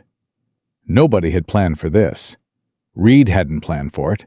Caleb hadn't planned for it. Nora's face when the boy stood up from his seat between Dottie and Harold and said, "I want to go now," showed clearly that she hadn't planned for it either.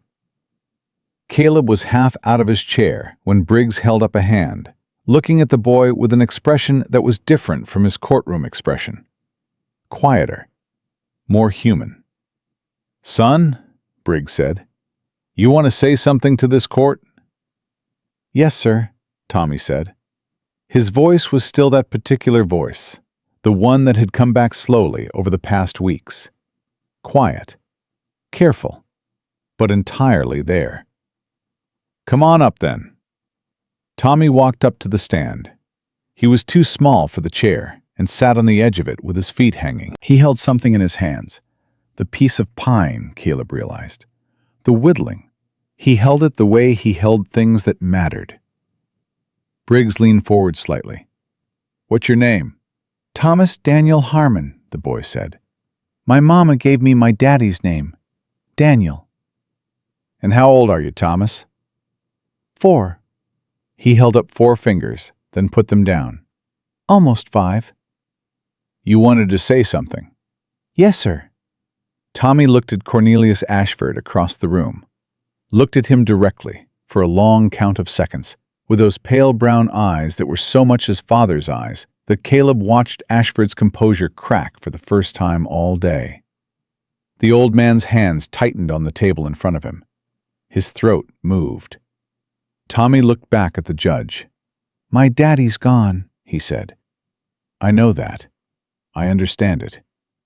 He said it the way 4-year-olds say things they've been turning over for weeks, slowly, and with enormous weight. "But Mr. Caleb is there. Every day." "He's there in the morning, and he's there at night. And when I have the bad dream, he hears me before Lily does." His hands tightened on the piece of pine. "I'm making him a horse. Because he has a real one, and I don't have one yet. But I'm making him one. He looked at the judge again. I don't want to go somewhere else. I want to stay where Mr. Caleb is. Because that's where Mama is. And that's where Lily is. He paused. And that's where I'm not scared anymore. The courtroom was absolutely silent. Briggs sat back in his chair. He looked at his papers, but Caleb didn't think he was reading them. He looked at the petitioner's table, where Cornelius Ashford was sitting very still, with his hands flat on the table, and his face doing something complicated that the professional mask wasn't quite covering anymore. "I've heard enough," Briggs said. Voss stood immediately. "Your Honor, the petitioner respectfully requests—" "Mr. Voss, I said I've heard enough." Briggs's voice was not unkind, but it was final. He gathered his papers, looked at both tables, and then looked at the gallery behind the respondent's table, where two children were now back in their seats. Lily sitting straight, Tommy leaning against Dottie Calloway, who had her arm around him and was not bothering to wipe her eyes. "This court has spent the better part of a day hearing arguments about what is best for these children," Briggs said. "The petitioner has made a capable argument about material advantage, about resources and education and opportunity. Those things have value. I don't dismiss them." He looked at Ashford directly. "But this court has also heard from a 7-year-old girl who kept her mother alive through 2 days of August heat using a broken piece of wood and her own determination, and who knows with perfect clarity where she belongs and why. And it has heard from a 4-year-old boy who lost his father 6 weeks ago and has already found something to hold on to." He picked up his gavel. "The law exists to protect children, not to uproot them from stable, loving homes and transplant them into wealthy ones. Love is not a luxury available only to people with resources. It is, in point of fact, the only thing that actually matters in a child's life, and this court has seen considerable evidence of it today." He looked at the petitioner's table one more time. "Petition for custody is denied. The children remain with their mother and stepfather. Court is adjourned." The gavel came down. For a moment, nothing moved. Then Nora made a sound beside him. One sharp, broken sound, and Caleb had his arm around her before he thought about it. And she pressed her face against his shoulder and held on, and he held her back. And across the room he could hear Lily saying, "I told you," to Harold Calloway with enormous satisfaction, and Dottie's laughter. And underneath all of it, the small, particular sound of Tommy Harmon exhaling like a boy who has been holding his breath for 6 weeks and has finally been given permission to stop. Caleb looked up over Nora's head at the petitioner's table. Voss was packing his satchel with methodical efficiency. The other lawyers were gathering documents, and Cornelius Ashford was still sitting, not moving, his hands flat on the table, looking at nothing in particular. Then he looked at Tommy. The boy was standing now, holding his piece of pine with both hands, looking back at the old man across the room with the open, undefended curiosity of a child who has not yet learned to be afraid of a person just because they are powerful. Ashford looked at him for a long moment. His face was doing the thing it had done when they first walked in. The grief, moving through him, too large to entirely contain. Then the old man nodded, just once.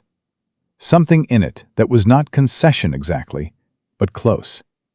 Something that looked like a man acknowledging, for perhaps the first time in his life, that he had lost the right kind of thing in the right kind of way. Reed was at Caleb's elbow. "We should move before his lawyers regroup and start talking about appeals." "Will he appeal?" Caleb said. Reed looked at Ashford, who was finally standing, straightening his jacket with slow, tired movements. "I don't think so," he said quietly. "I think that man just watched a 4-year-old boy teach him something. How well he learns it is his own business." He picked up his satchel. "Go get your family, Harmon. Take them home." Caleb turned back to Nora. She had straightened. pulled herself together the way she always did, not denying the emotion, just putting it where it belonged so she could function. Her eyes were red, but her face was clear. "It's over?" she said. "It's over," he said. She let out a breath that seemed to come from somewhere very deep. Then she looked past him at her children, who were making their way toward her through the thinning crowd. Lily with her chin up, and that look of someone who has won an argument she always knew she would win. Tommy, with his whittled horse in both hands, and his eyes already on his mother's face. Nora crouched down and caught them both at once, one arm around each, and held on. Caleb stood back and let them have it. Looked up at the high windows of the courtroom, where the afternoon light was coming through at an angle, and let himself feel, for the first time since this had started, that they had actually done it. Then Tommy pulled back from his mother and looked at Caleb and held out the piece of pine. Caleb took it, looked at it. It was rough, asymmetrical, the legs uneven, the head more suggestion than shape. It looked like a horse, the way the first attempt at anything looks like the thing you're reaching for. Imperfect and entirely sincere. "It ain't done yet," Tommy said seriously. "I still got the tail to do." "It's the best horse I've ever seen," Caleb said. Tommy looked at it critically. "It kinda looks like a potato." Lily's voice came from somewhere in her mother's shoulder. "I said that first." Caleb laughed. A real one, the kind that came up from somewhere he'd stopped expecting to hear from, loose and unguarded, and entirely his own. Nora looked up at him from where she was crouched with her children and smiled. That full smile he'd seen only a handful of times. The one that undid all the careful, composed lines of her face and showed what was underneath. Real and warm and entirely worth every single thing that had led to this moment. He offered her his hand. She took it and stood, and they walked out of the courthouse together into the late afternoon light, the children between them. Dottie talking to Harold at twice the necessary volume behind them. Solomon Reed allowing himself a quiet, satisfied expression at the rear. Outside, the air was clean and cool with the first edge of autumn coming in off the mountains. Caleb stood on the courthouse steps and looked out at the street and the people moving through it, and the sky going pink and gold at the edges, and felt the territory that had been just land for 5 years become, in some way he didn't have language for yet, something more. Home was not the place. He understood that now. Home was the specific, irreplaceable collection of people who made a place worth returning to. He had that now. Whatever came next, he had that. The ride home from Billings took most of the afternoon, and they spent it the way the Harmon family had learned to spend long stretches of time together, in a comfortable mixture of talking and not talking. Lily providing most of the talking, and the rest of them providing most of the not talking. She had opinions about the courthouse, about Judge Briggs, about Harlan Voss's boots, which she said looked expensive but uncomfortable. About Solomon Reed, who she announced she intended to become when she grew up. About the fact that Harold Calloway had cried during Tommy's testimony and then denied it. About the specific injustice of not getting pie to celebrate, because every celebration she had ever heard of involved pie. "We'll get pie," Caleb said. "When?" "When we get home." Dottie sent a box with Harold. Lily turned to look at him with an expression of profound vindication. "I knew she would. I knew it." "You didn't know it," Tommy said from his position in front of Nora on the second horse. His voice was still that careful voice, but it was stronger today than it had been yesterday, and yesterday stronger than the day before. Caleb had started tracking it the way he tracked weather. Not for what it was, but for which direction it was moving. "I suspected it very strongly," Lily amended. "Which is almost the same." "It's not the same at all." "Name one difference." "One of them you know, and one of them you don't." Lily opened her mouth, reconsidered, and closed it. This was notable enough that Caleb and Nora exchanged a look over the children's heads. A brief, warm, married look. The kind that said, "I saw that too," without either of them needing to say anything at all. They had been doing that more. The looks, the particular marital shorthand that he thought took years to develop, and had apparently, in their case, decided to arrive on its own schedule. He wasn't complaining. The ranch came into view in the last of the good light, and something in Caleb's chest that had been held at a particular tension for weeks released slowly, like rope being let out hand over hand. The barn, the corral, the house with its windows catching the last of the sun. His land, his place, theirs now. Actually and entirely theirs. He got the horses settled, while Nora took the children inside. He took his time with Buck. Extra thorough, the way he got when he needed space to let his thoughts settle. And by the time he came in, the lamp was lit and the table was set, and Lily had already located Dottie's pie box and was conducting a forensic examination of its contents. "Cherry," she announced, "and apple, and something with nuts that I don't recognize, but I'm going to eat anyway." "Supper first," Nora said. "The pie is also food." "Supper first, Lily." Lily set the box down with the careful restraint of someone exercising enormous patience. Tommy climbed into his chair and put the whittled horse on the table in front of him, which he had taken to doing at mealtimes, and which no one commented on because no one needed to. They ate.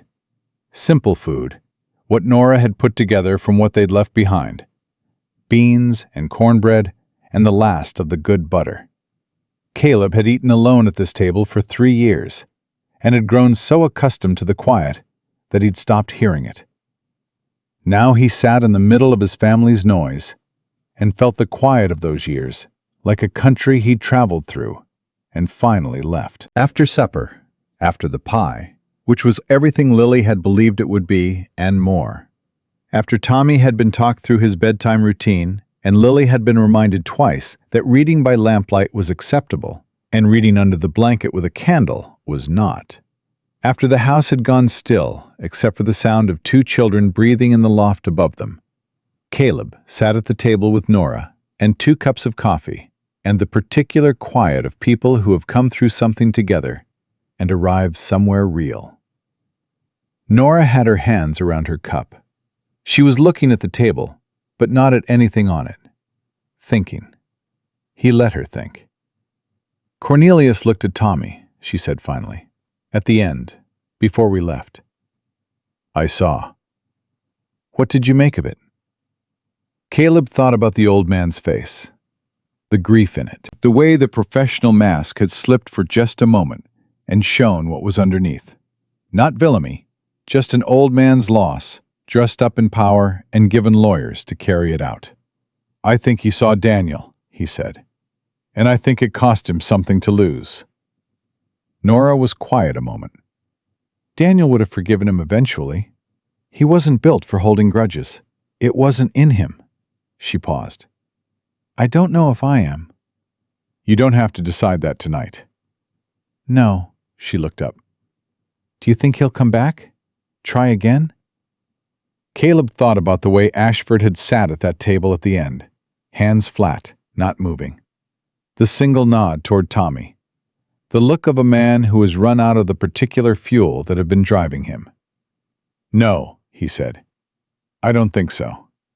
I think he came out here looking for his son and found his grandchildren instead, and found out they were already taken care of in all the ways that actually matter." He paused. Whether he does anything useful with that knowledge is his own business.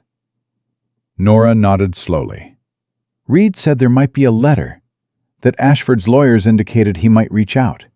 Formally. Carefully. Reed told me the same. What do you think we should do?" Caleb turned his cup in his hands. "I think we should do what you said you'd do from the beginning. Let the kids decide. Give them the truth, and let them decide." He looked at her. Tommy went up to that stand today on his own. Nobody put that in him. That judgment is his. He's going to have opinions about his grandfather when he's old enough to have them. And they'll be his own opinions. And they'll be worth respecting. And Lily? Lily, Caleb said, already has opinions about everything. She'll be fine. Nora laughed, a real one, low and tired and genuine. She pressed her hand to her mouth, but the laugh was already out, and he found himself smiling at the sound of it in a way he'd stopped pretending wasn't automatic. She saw him smiling. Something moved in her face. "What?" he said. "Nothing." She looked down at her cup. "Dottie was right, is all." "About what?" "She said she'd never seen you smile before." Nora looked back up. She was right. You don't do it small. When it happens, it's the whole thing. He didn't know what to do with that, so he did what he usually did when she said something that hit him square and he didn't have armor ready for it. He sat with it honestly, instead of deflecting. "I didn't have much occasion," he said. "You do now," she said quietly. "If you want it." He looked at her across the table. The lamplight was doing what lamplight does in the evening, warming everything, softening the edges, making the world the size of the room you're in and nothing larger. She was looking back at him with those dark eyes that had measured him on day one and had kept measuring ever since. And what he saw in them now was not the wariness of a woman deciding whether to trust, but the settled clarity of a woman who has already decided and is living inside that decision. "Nora," he said. "I know," she said. "I know it hasn't been long. I know we started this as a practical arrangement. I know Daniel's only been gone a few months, and you lost Abigail, and—" "You don't have to explain it to me," he said. "I know all the reasons it's complicated. I've been living inside the same complicated reasons." She pressed her lips together. "I also know," he said, "that complicated doesn't mean wrong. It just means you have to be honest about it." He set his cup down. "I am not trying to replace what you had. I'm not trying to be Daniel. I'm just trying to be here, every day, in whatever way is useful and true. And I'd like to keep doing that for as long as you'll let me." The silence was long and warm and entirely his. "That's all I'm asking for, too," she said. "That's all I've ever been asking for." She reached across the table and put her hand over his. "We're going to be all right, Caleb." He turned his hand under hers and held on. "Yeah," he said. "We are." They sat like that until the lamp burned low, and then went to bed in the same room for the first time without it being because one of them needed medical attention. And that was its own kind of beginning. The months that followed had the quality of things that are built slowly and last. October came in cold, and the work of winterizing the ranch filled the days with the kind of physical purpose Caleb had always relied on. Cutting and stacking wood, checking the barn against drafts, laying in stores. Lily helped with everything she could reach and invented responsibilities for herself when she ran out of assigned ones. Tommy followed Caleb through the barn work with the focused silence of a boy who was learning by watching, asking questions in that quiet voice that had grown steadily stronger. No longer a whisper, but not yet loud. Something in the middle that was entirely his own. He finished the whittled horse in November, presented it to Caleb at breakfast with the gravity of someone delivering something important, which he was. Caleb turned it over in his hands. It looked considerably more like a horse than it had in the courtroom. The legs were still uneven, but the head was shaped right, and someone had made an attempt at a mane with a series of careful small cuts. "That's a fine horse," he said. Tommy sat down in his chair and picked up his fork and said, "I'm going to make Mama one now," as if the matter were closed, and went back to his breakfast. Lily looked at the ceiling. "He didn't even say thank you for the compliment," she told the ceiling. "You're welcome," Tommy said, without looking up. In December, a letter came from Washington. Cornelius Ashford's handwriting. Formal, careful. The handwriting of a man who had thought about every word before he wrote it. He wrote to Nora, not to Caleb, which Caleb noted as a kind of respect. He said he would not contest the court's decision. He said he understood he had no standing to ask for anything.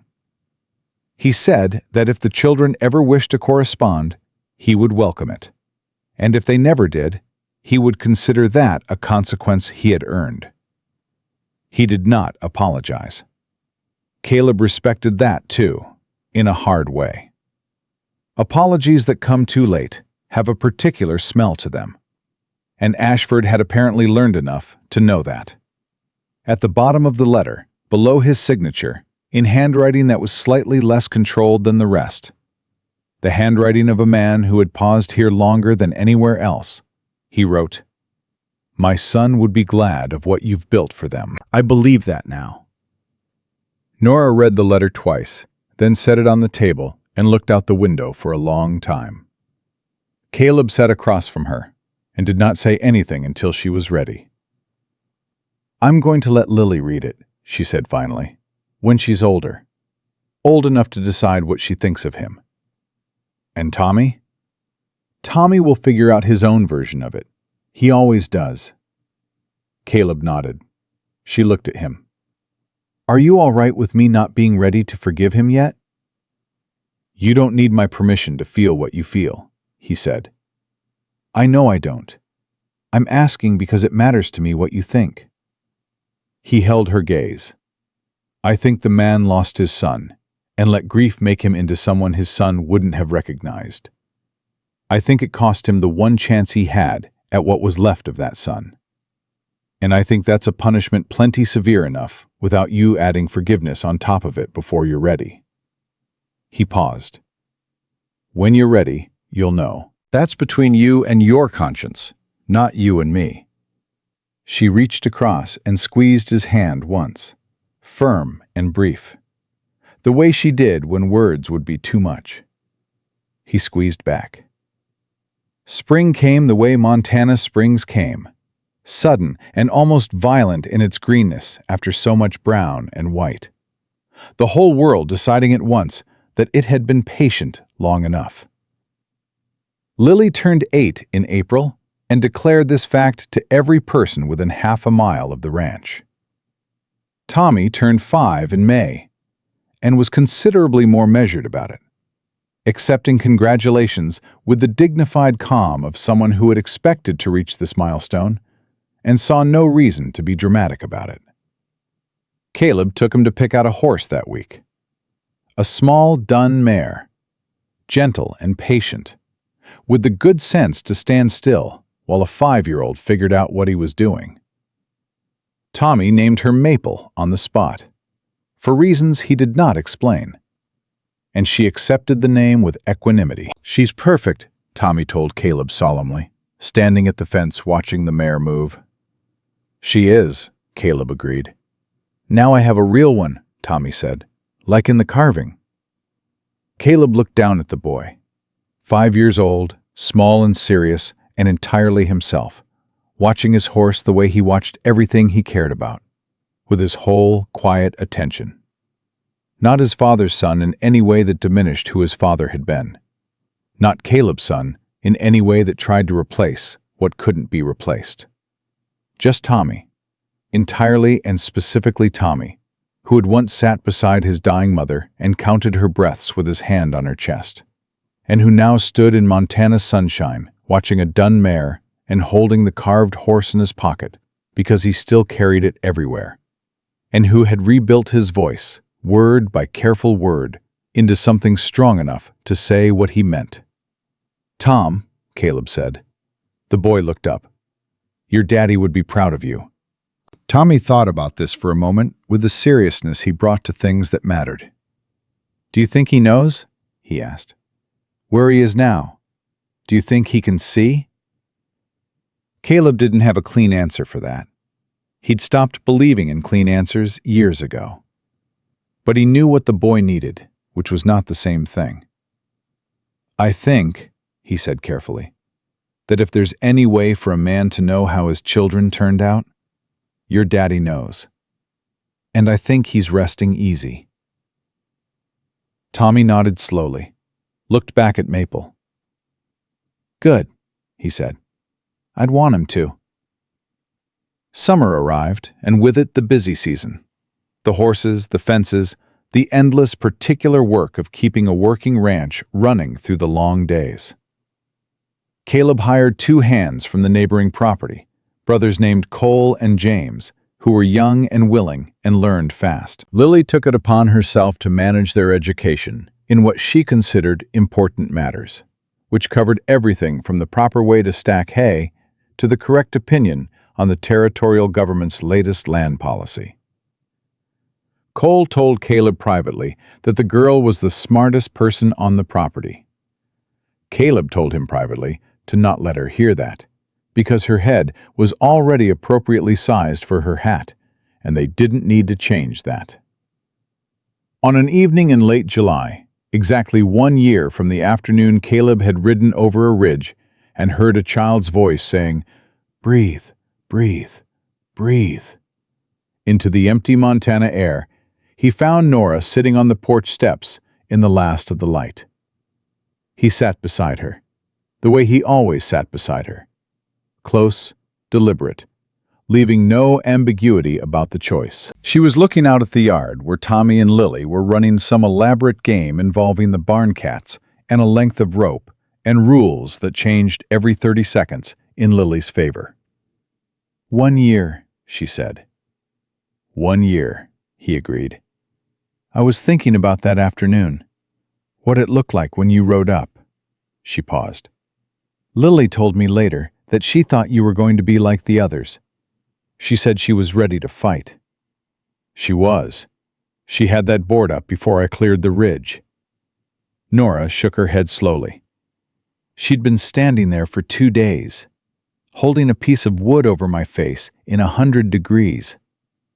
Her voice was steady, but only just. "I didn't know that until she told me. I was unconscious. I didn't know any of it." "She didn't tell you to make you feel guilty," Caleb said. "She told you because she was proud of herself. And she should be." "I know." Nora looked at her hands. "I still think about it. I think about what happens if you don't come over that ridge, if you ride another way, if you ignore the sound." She looked at him. "How close it was." "It was close," he said. He didn't soften it. She'd never wanted things softened. "I don't know how to thank you for it. I've tried to find the right words for a year, and I haven't found them." "You don't owe me gratitude," he said. "Not for that. I did what was right because it was right. That's all." "I know that. That's not what I'm trying to say." She turned to face him more fully. "I'm trying to say that the life we have, this house, these kids, this—" She gestured, a small encompassing motion that took in the yard and the barn and the light and Tommy's laugh cutting across all of it. "I know we built this together. I know it took both of us. But it starts with you coming over that ridge. It starts with you choosing to stop." She held his gaze. "I need you to know that I know that I don't take it for granted." Not the choosing that day, and not the choosing every day since. He looked at her for a moment. This woman who had faced down armed men and a federal judge and her own worst possibilities, and come out the other side of all of it still standing, still clear-eyed, still choosing to trust in the face of every reason not to. "You know what I don't take for granted?" he said. She shook her head. "You," he said simply. "Every morning I wake up and you're still here, still choosing this, still letting me be part of it." He paused. "A year ago, I was living in a barn because I couldn't make myself sleep in my own house. I had nothing I was responsible for, and nothing I cared about losing. And I called that peace because I didn't have a better word for it. He looked at the yard, at Lily now sitting in the dirt, explaining something to Tommy with great animation. At Tommy, listening with the patience of someone who has decided this person is worth the patience. This is what peace actually feels like. I didn't know. I thought I did. Nora leaned against him, just settled her shoulder against his, and stayed. Stay, she said quietly. Not a plea, an invitation. The kind of invitation that already knows the answer. I ain't going anywhere, he said. Not ever. Tommy and Lily had abandoned the rope game and were coming toward the porch now. Tommy with Maple's lead rope in his hand, even though the mare was not attached to it. He carried it anyway, habit of a boy practicing for the day he'd need it, and Lily explaining something with both hands. They reached the steps, and Tommy looked up at his mother and Caleb sitting together in the fading light. And something in what he saw settled him the way home settles a person after a long time away. Is there supper? He asked. There's always supper, Nora said. Good. He handed Lily the rope without explanation, and climbed up the steps and went inside with the complete confidence of someone who knows exactly where he belongs. Lily stood at the bottom of the steps holding the rope and looked at Caleb. That measuring look. He'd come to understand that she would probably always look at him this way. Not with distrust, but with the particular attention of a girl who learned early that the world required watching, and had decided that paying attention was something worth keeping, even when the reason for it was gone. You're staying, she said. I'm staying. She nodded once, satisfied, as if this was the answer she'd expected, and she'd simply needed to hear it confirmed. Then she dropped the rope on the porch, stepped past them both, and went inside calling for Tommy to set the table, because she'd done it last time. Nora stood, and Caleb stood beside her, and they went inside after their children, into the lit warmth of the house. And the door closed behind them on the cooling summer evening, and from inside came the sound of Lily disputing the definition of last time, and Tommy maintaining his position with quiet certainty and the clatter of plates and something on the stove, and underneath all of it, the specific, ordinary music of a family at the end of a good day. Outside, the Montana sky went from gold to deep blue to the first scattered beginning of stars. The horses moved quietly in the corral. The land held still in that particular evening stillness that comes when the wind drops and everything settles into itself. A coyote somewhere out toward the ridge, distant and unconcerned. The creek running low in the summer drought, steady beneath everything. A year ago, a man had ridden over a ridge and heard a child's voice and made the only choice that mattered. The choice to stop. To get off his horse and walk toward the hard thing instead of around it.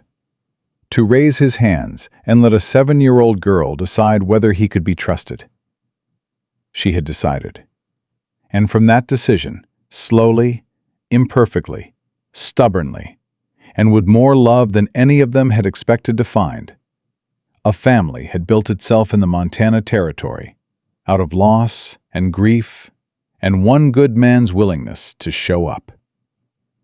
They were still showing up, every single day. That was the whole of it, and it was everything.